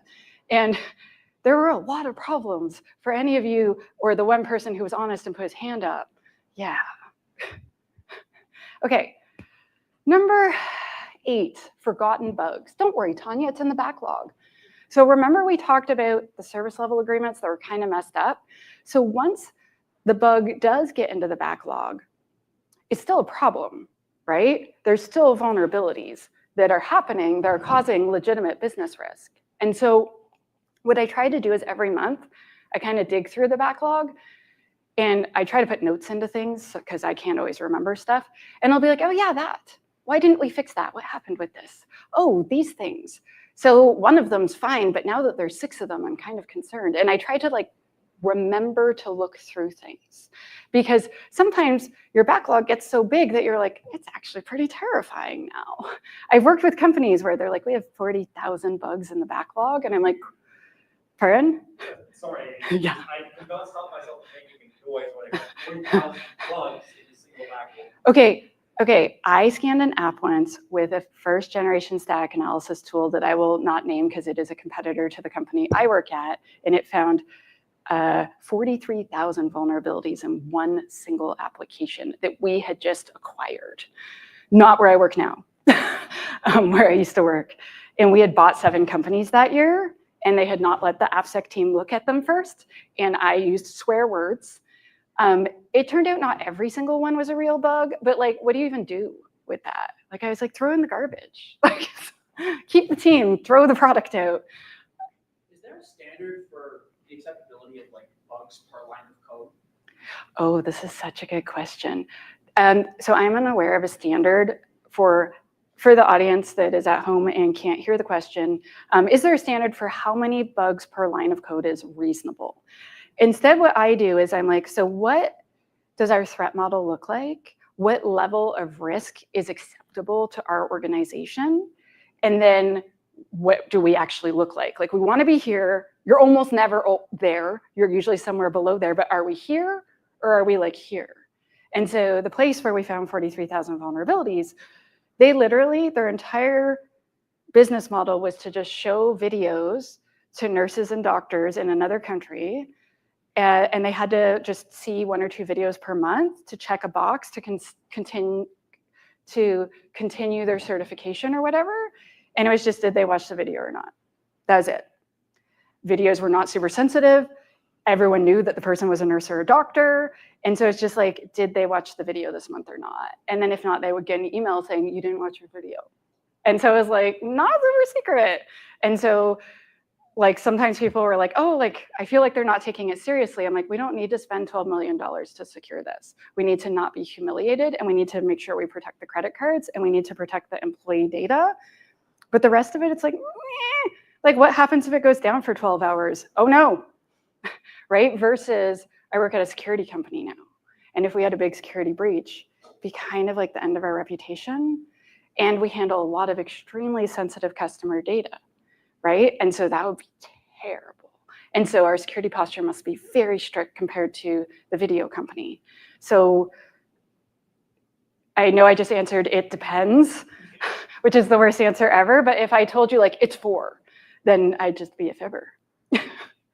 Good question. Okay, next, no positive reinforcement. Yes, I have worked with so many security teams where they are the department of no, and they just come and say no to us, and they tell us how we've done a bad job and we screwed up and they found so many bugs and our baby's so ugly. Because I was a dev for like 17 years before I switched to security. And we need positive reinforcement. We do not want negative Nellies everywhere. I'm sorry if your name's Nellie. This used to say negative Nancy's, and then I had a friend named Nancy, and she's like, hey. And so I changed it. So if your name's Nellie, I'm sorry. But it would be really nice if security folks did positive reinforcement. So when you do a scan and something looks great, tell them it looks great. If you see someone like fixed a bug really fast, I had this lady named Jenny, and I was rolling out this new security tool, and I was like, hey, like, do you think there's a chance that you could fix some of these? And like, when do you think you could? And then she didn't answer me for like 4 or 5 days, and she's like, okay, done. And I was like, what? And she'd fixed the bugs, convinced someone on QA to go look at it, and then released it to prod in 4 days, 6 bugs. And I was like, Jenny! And so then I like gave her a shout out in our big chat, and I was like, yeah, and I told her manager how awesome she was. And I was like, be a Jenny, everyone. And she's like, you're embarrassing us, so sweet, right? It's like, if we give, and then guess what? Every time I gave her bugs, she fixed them really quickly, right? And so positive reinforcement does not just work on children, adults, it turns out they like it when we're nice to them. It's this crazy idea. 10, only worrying about your part. I have made this mistake. I'm very guilty of this one. I rolled out a security tool, and I made it so every time someone checked in a bug, it would send them an email and tell them, hey, like, I just scanned your code and you just made this bug. Could you check it out? But what I'd actually done was emailed the whole company to say that person just made a bug. And I was in 1, spamming everyone, 2, embarrassing people, 3, wasting lots of time. And someone told me on like the first day, and I stopped. And I ripped the whole thing out and I redeployed it properly, which took 2 more days. And then the correct people only got the things. I did not embarrass anyone anymore. because I don't need to worry only about my part. The whole thing needs to work, because I thought it was great. I had like this parental dashboard where I saw everything. So then I had to merge a bunch of dashboards together. But I was like, this is better for everyone. DevOps is very big. Like the first way of DevOps, if you're familiar with the 3 ways, is emphasizing the efficiency of the entire system, and that includes security. And so sometimes, actually that same place, I was talking to the devs and they're like, well, you say that you care about us and you say we can tell you anything. Your colleagues did something we didn't like yet, and you said you want feedback. I'm like, I do, tell me what they did. And so they had installed this tool called Beyond Trust, and they had installed it incorrectly. And it's supposed to take away admin rights, because we do not all need admin rights, even though we think we do, we don't. But what it did was it broke localhost. Who knows what localhost is?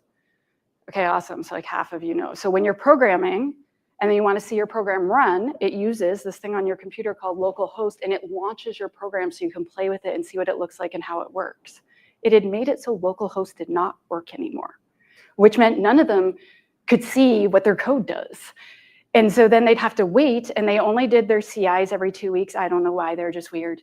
And so they'd have to wait 2 weeks and be on a list and then deploy to dev and be like, oh crap, I made the font too small or whatever. And then they'd have to wait 2 weeks every time they wanted to see their code. And I was like, oh my gosh, this is horrifying. That's completely unacceptable. And I'm like, did you tell them? And they're like, we did. And they're just like, you can't have admin rights. I don't care. And like, we're cool with not having admin rights, but we're not cool without localhost. And so I explained it to the security folks, and they're like, well, I'm like, no, they can't do their jobs. We've made it so we are the threat to availability. And so we re-rolled it out and we fixed it, and then they had localhost, and then everyone rejoiced. But it's really important. The whole thing is efficient. How am I doing on time? Am I like way over time? Am I okay? We were tracking. Perfect, sounds great. Number 11, multiple bug trackers. This is a weird one, and I've seen it maybe 5, 6 times, but every time, total disaster. Well, okay, so I've seen it over and over and over again where the security team has a risk register, and it is a document that is ultimate secrets and is every single risk in their entire org.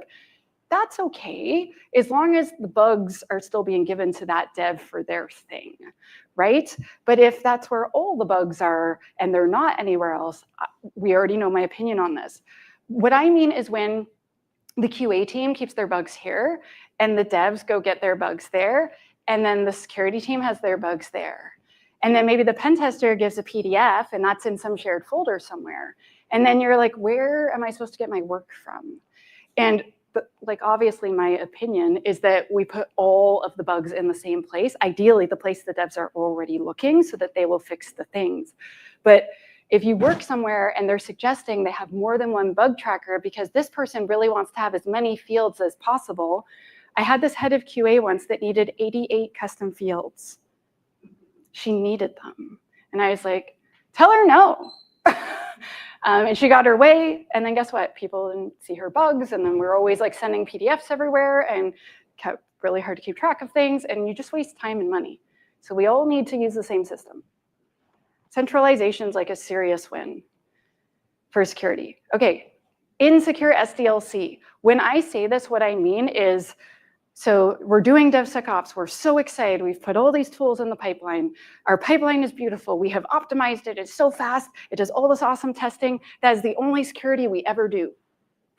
We don't have security requirements for new projects. We don't have security guidance. We never give them training. We don't do threat modeling. We don't review their designs for them. We don't do ongoing monitoring. We don't have an incident response process that works properly. We only do security in the CI. And that is a fail. That is an insecure system development lifecycle. I believe every single step or phase of the SDLC should have at least one security activity. This is my super biased opinion as a person obsessed with AppSec, but I really believe this. You will release software that is 100 times better and more secure if each step. So earlier he was talking about insecure design. It doesn't matter if you have like the world's best pen tester. Oh, actually, no, they could find design problems. It doesn't matter if you do the best code review ever. Maybe you could find them. Sharice's like, Each step adds on to the next. And if you code a bad design perfectly, you still have flaws, right? And if you have the most perfect rugged design and you implement it incorrectly, you still have bugs. And so we have to do multiple steps. We cannot just do a bunch of tests in the CI and call it a day. Okay, next. Overly permissive CI/CD. So OWASP now has the latest, the 37th list of OWASP top 10. There's 37, that's crazy. And it's called the CI/CD top 10 and is the top 10 risks. And this is not on there. I'm gonna email them. Yeah, it should be on there. So an overly permissive, I mean that anyone can edit anything. And I've seen this 3 times, but it was so catastrophically awful that I added it to this list. And then afterwards, OWASP released their top 10. And I was like, well, yeah, okay, so a lot of people agree with me. So one of the times, the guy let his co-op student make all the things. And he added 2 extra zeros. And then they got a $30,000 cloud bill because it did that many extra containers. Another time was where all the devs had just turned off all the security tools and just disabled them, which I'd already told you that story. And then the third time, I'm sitting there playing, like, so I was new at this job, and I'm gonna build some CIs for them. Well, I'm gonna add security to their CIs. And I'm like, hey, look at this guy. He has almost 2,700 pipelines with his name on it. Does he make them for everyone else? And they're like, no. And I'm like, why has he got so many? Like, I clicked his name and then it showed 10, and then it was one of like 270 pages. I was like, huh, that's really weird. And I'm like, I think you should look into this. So they looked into it, and he had just been making CIs regularly for 2 years and setting them to auto run every week, spending $20,000, $25,000 per month, just randomly running things, just running up their cloud bill, and no one had noticed. And so the next day I'm like, we should probably talk to that guy. They're like, we don't need to, he's fired. Well, okay then. When they asked him about it, he's like, I just think they're cool. What's the problem? Yikes. I know, I don't think he knew that he was spending that much money, but it costs money to run them. Like, I don't think about how much they cost to run either, but I'll run it like 3 times a day. I'm not running 2,700 of them, right? Like, it just, yeah, so that guy didn't work there anymore. Lock this down, really, really do. Okay, number 14, we were so close. Automation only in the CI/CD. So let's say you have a tool and you really like it, but it spits false positives on the regular, and so you're like, it's not good enough for my CI. You can automate it many ways. Like, you can use a cron job, you can schedule it to run overnight, you can run things manually if you're doing things the old way. There's lots of different things you can do to automate various types of tests. And this usually, so we should automate everything we can. This specific situation generally only happens when the person in charge of AppSec was never a dev. So they don't know you can automate pretty much everything in the whole world. I know a dude where when he wakes up, his coffee maker starts making him coffee downstairs because he's automated it. And he's like, I like to get out of bed to hot coffee. What can I say? And like, devs can automate pretty much everything if there's a computer involved and there's like some Wi-Fi available, right? And so if you are in the spot where you're in charge of AppSec and you are not a dev, talk to a dev that likes you. First of all, if none of the devs like you, you need to work on that first. Second of all, once you have some dev friends where you work, ask them, be like, I have this and I kind of want to do this. Is this possible? Chances are they'll help you do it. Devs love automating stuff. That's like, they write code all day. That's literally their job. This is their career. They are awesome at it and they usually like it. And so ask for help. And chances are they'll say yes. Maybe bribe them with donuts. Carbs work very well, especially if there's sugar on top. Yeah, right? Okay, and then number 15, hiding mistakes and errors. How can we learn if we don't share information? So see how we've come back to the beginning? When I first started doing AppSec, my very first job, we had this one team and they would not let me test their apps. They would get in my way, they wouldn't talk to me, their manager told me to go away. I remember walking over to talk to them once and their boss got up and was like, fuck off. He was like, you're wasting their time, you're annoying. And I was like, I didn't know what to do. And so my boss was like, we are going to have a meeting just with them, and we're going to tell them about all of our security incidents so they know we're having problems, and then they'll get on board the train. And I was super against it. I was like, this is a terrible idea. They're going to think we're so stupid. And he was right, and I was wrong. And we did the meeting, and he's like, so he made everyone raise their hand, and he made them promise not to tell. And he explained what need to know was, and they all promised not to tell. And I never heard any of these stories outside this room. So I think it worked, but who knows? And he told them about, we'd had a keylogger on someone's computer, and that sucked. And he was like, yeah, one of the people was a grandma. And then she had done her banking. And so then Tanya had to help her change all of her banking passwords. And like, she started crying. And like, when we fail, grandmas cry, right? Our job's hard. And then he told them about another one. And then he told them about the third one, about this app that had been attacked. And he was like, this incident is not quite closed yet. And it cost more than my house that I live in. We could hire 4 engineers for a year for how much we've spent so far. And the manager is like, oh my God, whose app is that? And he's like, yours. And there's one Tanya tried to test, and you wouldn't let her. And he totally just tore him a new one. And he's like, let her do her job. And it worked. And I was just like, they're gonna think we're dumb. And instead, the opposite happened. By admitting vulnerability and showing that we were imperfect, they realized we needed them. And I remember at the end, like, I'm standing there, I'm like pretty nervous. And the manager comes up to me, I'm like, oh no, this is the guy that pointed in my face and used the F word. I'm like, this is not gonna go well. And he's like, Tanya, I'm so sorry. And I'm just like, what's happening right now? And he's like, I didn't know it was this serious. We will be there from now on. And he became the best ally ever. He would lecture other teams how they weren't doing well enough. He became the best. And so admitting fault is scary. I do not love doing it, but it turns out it works really well. And I don't mean we should run around scaring the pants off of people. Yes? I have a question. So before the company lost that much money, is there a specific way you would suggest so that this line opens before anything like this happens? The line of communication. Oh, have a good AppSec program first, right? If you're having problems talking and connecting with your devs, there's a bunch of things you could do. You could start a security champions program, which I talk about a lot and I write about a lot. You could do an advocacy program, which is where you basically like teach the developers a lot about security, and you do lots of cultural things to try to improve the way that your company thinks about security. Those are like the two that I do the most. I tend to do a lot of talking because clearly I really like the sound of my own voice. I was not good at this when I started. When I gave my first presentation, I literally thought I was going to pass out, but clearly I've got past that. That's what works for me. A lot of companies do different things. Like there's this one company I was working with and I gave them a training and they're like, first we have to play our monthly video. And they're like, you're allowed to laugh.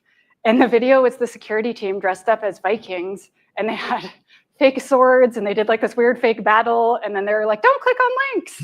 And it was completely ridiculous. It was so campy. And they're like, yeah, we do a new video every month and basically totally embarrass ourselves. And we're ridiculous. And we teach a new thing each month. And as a result, incidents have gone down. People are clicking less links and like everything's going better. Like at my work right now at SEMGREP, when we had to do GDPR training and we had a bunch of engineers make it. It was freaking ridiculous. Like, it was very, very funny. And basically they did it in an afternoon when we were having an onsite. And like, then the 14-minute training was hilarious and super fun. And we had 100% compliance, right? So there's lots of different ways you can try to make things more palatable. Good question. Another question on that.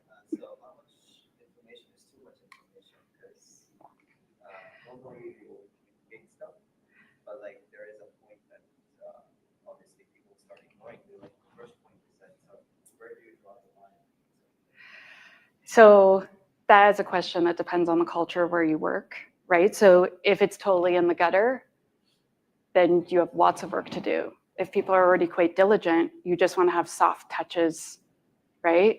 So I sell training, and I was hired by a company where they had never had any training.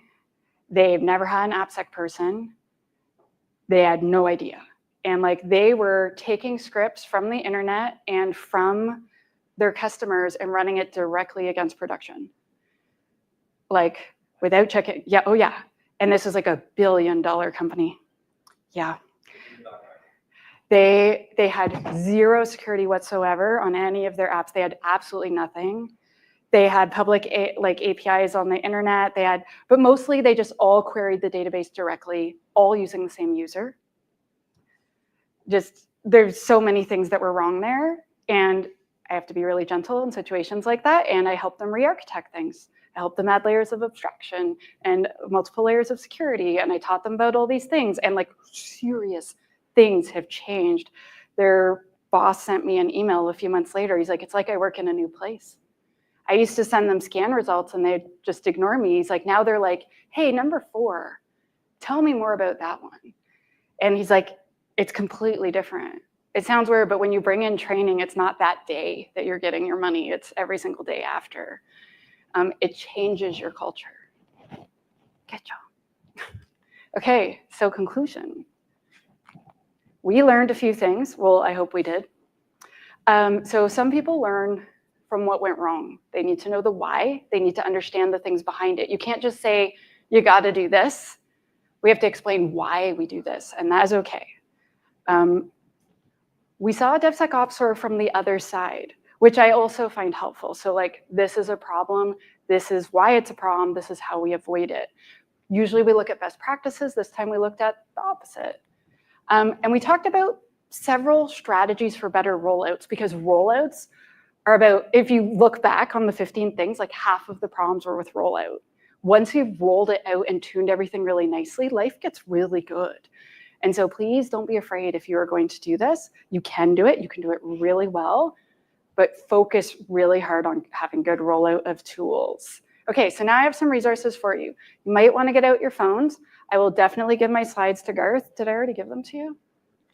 Okay, so the first one, SumGraph Academy. So I have a free secure coding course in there. Every single thing in there is free. And so you can learn AppSec, you can learn functional programming, you can learn incident response for devs, etc. So there's lots and lots of courses in there, and I'm supposed to be putting a new one in probably next week, because I don't have time this week. But it's like almost done. I have like 2 things left to do, and we're so close.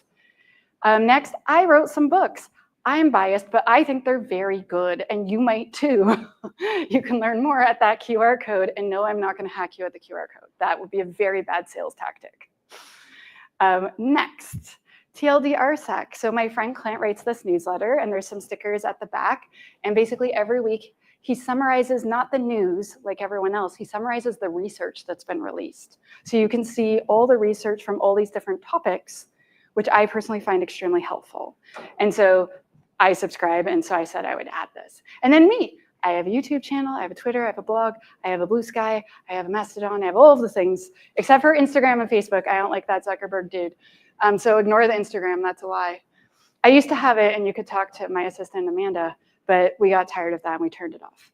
And so now you just have to talk to me. It's the worst. And with that, I want to say thank you. Thank you very much for having me.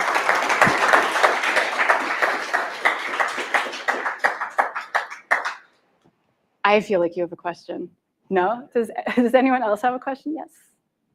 So, if let's say if you have a company which is just beginning their DevSecOps, Yeah. like not exactly beginning, but still Yeah. beginning. Yeah. And they have done some POCs already, and they have been working on some pipelines. Now the question is, does the security tool need to be added in all the pipelines everywhere?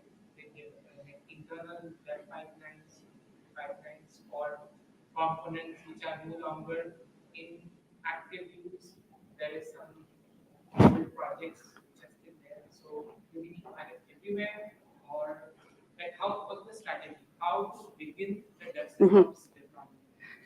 So for those of you that are at home, he asked, so imagine you're sort of starting your DevSecOps journey and you have it in some CIs, but not in some other CIs. Like for instance, what if there's a system that's no longer in active development? We still want it to be secure, but like, gosh, it's a lot of work to go backwards on every single CI you've ever built.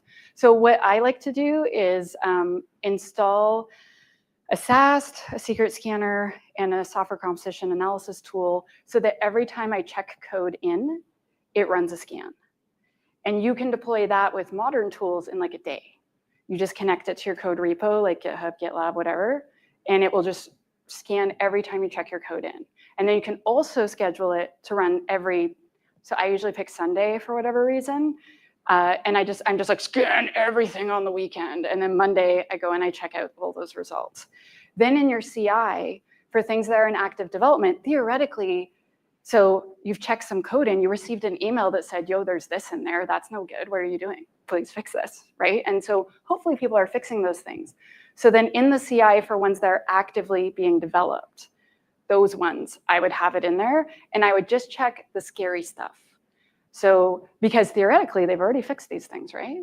And you've had a secure system development lifecycle up to that. So you've had some security requirements, and they know they're supposed to fix it when they receive an email if it's at this level, and they did a secure design review, et cetera, right? And so then in the CI, so I wouldn't run a secret scan because you should have already done that, and you should have blocked it in upon check-in if someone has a secret. And for software composition analysis, that goes like that. So that's okay if you want to do that there because it's literally 30 seconds, it's very fast. But for stack analysis, just check the scary stuff.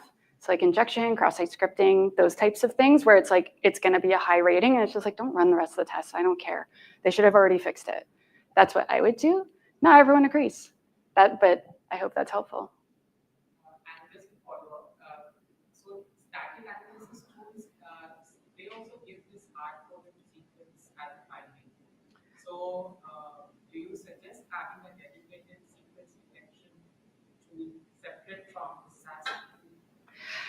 Yes and no. So the first time you scan your codes for secrets, you're probably going to have some bad news. And it's going to suck. And so once you get them all out, so you should not put secrets in your code. You should put them in a secret management tool or another place that you've decided is safe enough, and your code's not that answer. And so you want to get some sort of tool that scans for all of that. If you get a paid secret scanner, it will tell you this is a live secret, which means run, don't walk, and fix it, versus this is a dead secret. It will tell you, it'll just have much higher accuracy rating, right? But you could totally use a free one. You just need more time instead of money, okay? And you take them all out of your code.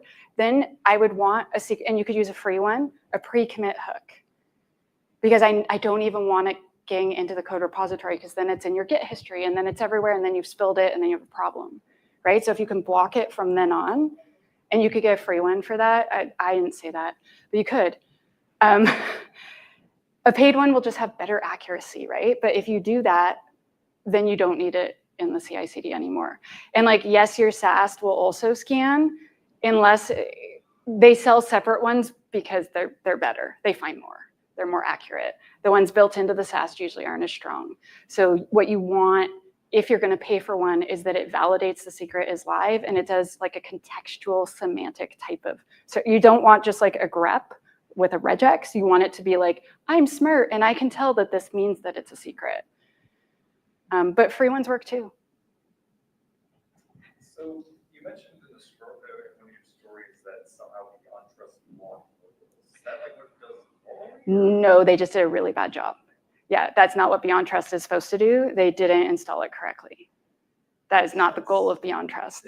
I do not mean to trash them. No, it's fair. I just like. We rolled it out wrong. Yeah, no, that makes sense because like. No one would want it then. Blocking locals is just like that's overkill. Yeah, you can't. Well, you can't work then, right? You can't work. And if like you're that afraid of localhost, then you should put the devs in a sandbox, like. Right? There's lots of options that aren't that painful. How much AI is playing as a role for DevOps, or how much do you see it playing a role in the future? GC? Sorry, you said AI. AI. Okay, sorry. I thought then you said and GC for the future. I was like, wait, what? So the question, I know I was supposed to repeat the question. Sorry, I forgot yours. how is AI playing into this? So right now, every vendor ever is like, and there's AI. But is it really? Right? Well, it's supposed to be. What most of the security vendors are doing is using AI to help you triage. So it goes through the results as a double check to remove false positives for you, which is sweet. And another thing the AI is doing is providing mitigation advice. So it'll just like write code for you and be like, I think this might fix it for you. And some of the fixes suck. Some of them are great. It's sort of like a junior dev. Lots and lots of work is done very enthusiastically, and it's not always good. But it's getting better all the time. Like I'm seeing better and better results. I am also seeing AI being used for evil.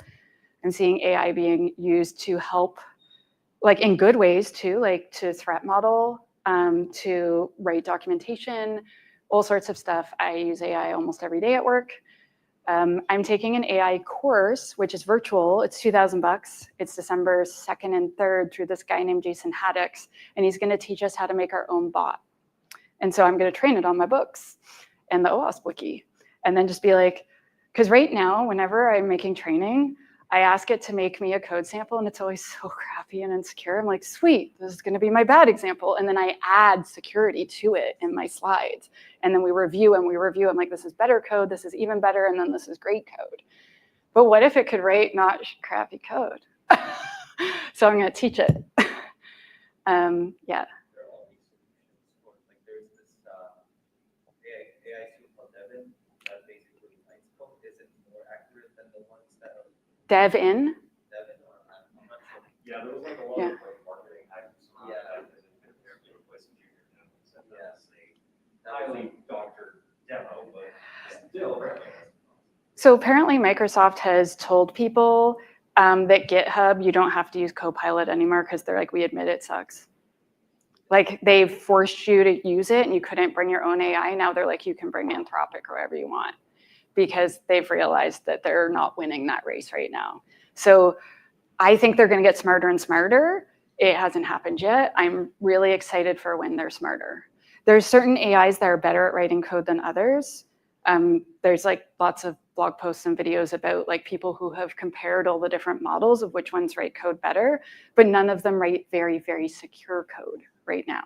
So they'll write code that's maybe efficient or does what you asked, but it might not validate its inputs. It's like, oh, I sanitized them. And I'm like, well, we wanted to validate, then sanitize. And According to your testing so far, like which AI that is free, I don't know. I have not done that testing. Other influencer-y people have done that, not me. I just watch their videos. I am not an AI expert until like December 4th after my training. Give me some time. So earlier on in the presentation, you mentioned like testing the pipeline performance. Yeah. I guess my main question is like, what's a good way of doing that? Like, obviously, you know, copy the thing, strip the release code. But then once you have that, like, what do you run it against? Because obviously, like, you can't have that necessarily in the main repository because, well, like, as far as I understand it, right? You can't necessarily have that in the main repository because then it'll be running against everybody's code, and then things might break for everybody. So then you obviously have to have it in some other code base. Like, how do you navigate that? How do you set that up? So if you're running static analysis, software composition analysis, a linter, a secret scanner, all those are static. It won't break anything. I wouldn't have it doing PR comments and stuff because I don't want to annoy everyone unless I'm sure it's working correctly. But if you just have it in alerting mode, you should be fine, right? If you're doing dynamic analysis, yeah, that's where you can break stuff, especially like if you have the fuzzer on. However, like I don't think that the right place for that is in the CI. Authentication sucks on almost all of them, like when you automate it. They're slow. So even if you map out your entire app ahead of time by making like a HAR file, an HTML archive file, and you feed it in, as soon as you make a new feature or change anything, the HAR file is broken, right? So you're constantly re-recording and like doing so much work to get it to work. I'm like, why not just run it overnight? So that's not where I would put that. And then an IAST is installed inside the app and doesn't fit in a CI. So, and those are like the main kind of tool set of our industry for testing. Interactive application security testing. It's a binary that goes up inside your app. and then it tests you from the inside out as it's used. And it has to be usually like when you're in production, pre-prod, because if you're not using it a lot, it doesn't test. And it's sort of like a static and dynamic analysis. Is that market very mature? So I've had some yeah, beta-ish things in places I used to work, and it was kind of. so Contrast is 10 years old now or 11 years old now. And so what I've heard from customers is if you can afford it, buy it. It costs way too much though. And that the results are very, very good, but you would buy it after you're doing all the other tests for something that you need very high security assurance level. And that you can accept a small amount of latency, like small, but it's still there, right? So for instance, Amazon, it cannot have latency, but most of us can. Most of us are not Amazon, which is for the best. Is there any template for like ideal DevSecOps pipeline, or like recommended stages in DevSecOps pipeline? There is a framework from OWASP called DSOM, D-S-O-M-M, the DevSecOps, so D-S-O, maturity model, DSOM, with 2 M's. And it's pretty cool. I don't like very many of the frameworks. Like I find them too expansive. I find it more realistic. You still may find it overwhelming. What I do is like I look at it with clients and we pick 2 or 3 things and we work on those. And then once we feel comfortable with those, then we work on other things. Don't try to bite the whole thing at the same time. It's too much usually, unless you have like 27 AppSec people, in which case go for it. Anyone else? Yes? What kind of false positives do you end up seeing? Oh my gosh. Like from what type of tool, or what is the false positive? Like it thinks it, What is the false positive? like it thinks it found injection, it thinks it found cross-site scripting, it thinks it found whatever. And then you look at it and you're like, no. Like it'll be like, this cookie doesn't have the secure setting. And then I like look and it's like, it's right there. It's just down the page. It's just not at the top. Or they'll be like, you're missing the security header. And I'm like, it's right there. It's just poorly configured. Each tool is different, but with static analysis tools, it's often like the code looks a certain way and they're like, we think this happened. Sometimes it's because specifically, so I work at a SaaS company, so I know too much.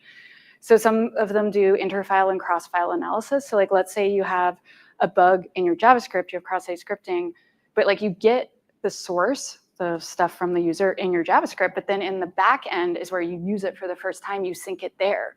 If the tool doesn't do interfile analysis, it like, because maybe you do validate it there, but it's like, I didn't see any validation. It's like, well, you only know how to look at one file at a time. You don't know how to look, right? So not all tools are created equal, unfortunately. Awesome. Thank you. Thank you all so much for having me. And I just want to say thank you to Rewind for providing the pizza and the University of Ottawa for providing this great space. We'll see you, and thank you to our speakers. And we'll see you in 2025.